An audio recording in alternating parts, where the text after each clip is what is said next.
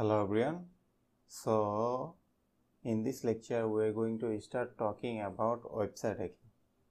Now website hacking is really a big topic. So now we are going to focus on the topic that are related to the programming.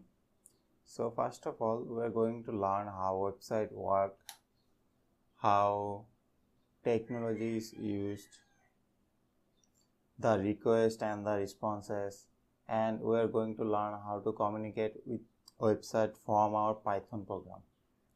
So once done with that, we are going to start writing some useful information like gathering tools, and we are going to write program to discover files, directories, subdomains, and a program that can be used to map the whole website and discover all links within a target website. So we are going to write a program that can be used to guess login information in any login page. So as we do this, you are going to learn how to read the HTML code of any web page, analyze it, extract the useful part from it. Web application penetration testing. Before we can start talking about that, we need to understand what is a website. And just like I said before, a website is just an application that installed on a computer, and that computer probably just has better specs than many computers. But fundamentally it works exactly like another computer. So it has an operating system, and it also has a number of applications to allow it to act as a web server. So the main two applications that it probably has is web server and a website or web database. So web server is like Apache and the database is like MySQL, and these are the web server. Basically understand and executed the web application. So your application would be written in PHP or Python or any programming language really. So the only thing that the website needs is to able to understand and execute the web application. The database contains the data used by the web application. So all of this is stored on a computer called the server, and the computer is connected to the internet and it has a real IP address. So anybody can access the computer, can ping it. So the web application is executed by the web server, which is installed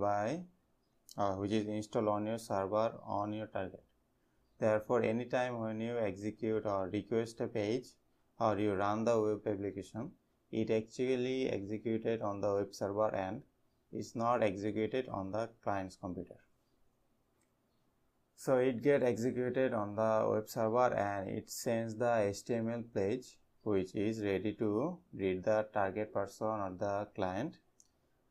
So let's give you an example. So let's say you are on the phone and your computer and you wanted to go to a web page like facebook.com. So you type in facebook.com into your URL, and this will be translated using a DNS server to an IP address. So there's a server that translates every name .com or .edu or any website with a name with a domain name. So this is like a domain name of your relevant IP address. So you request facebook.com, their request goes to a DNS server. It translates facebook.com to the IP where Facebook is stored, and then you go. So it will go Facebook to the IP address of Facebook. So it will execute the page that you wanted using all the application that we spoke about, and then it will just give you an HTML. So what you get back with just an HTML, which is markup language of the result that executing the program. So the program gets executed on the server and then you only get the result.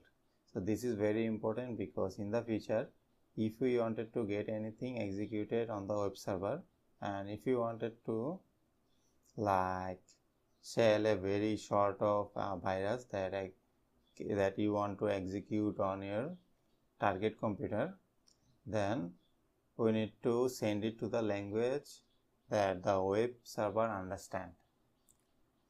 So for example, PHP. So once you executed it, there it will be executed on the computer, not on your computer. It will execute on the targeted computer. So regardless of the person that accesses on the page, the web shell that you are going to send, if it's written in a PHP in a language that discover, understand what is going to execute it on the server and not on your computer. Therefore, it will give you access to the server and not access to the person who has accessed that server JavaScript. So on the other hand, there is some website that use JavaScript, and JavaScript is a client-side language. So if you manage to find a website that allow you to run JavaScript code, then the code will be executed by the clients. So even though the code might get injected into the web server, it will be executed on the client side, and it will give you until you allow to do things to the client computer and not on the server. So it is very important to separate between a client side language and a server side language.